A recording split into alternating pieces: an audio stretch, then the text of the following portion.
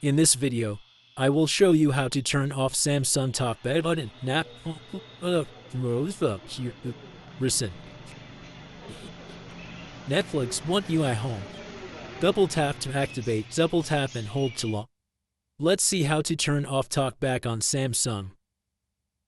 On Crest, use two fingers to view the notification, fingers to view notification shade.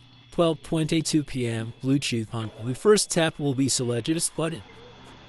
Press twice to take action. Showing items 1 to 15 of 35. I bet. Showing items 15 to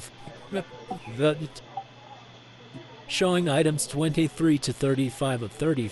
The first tap will be selected. Mono Audio Assistant menu. Press twice to take action. Accessibility. Navigate up button out of list. Double tap to activate. TalkBack 5 of 17 in list 17 item. TalkBack. Navigate up button out of list. TalkBack on switch. Double tap.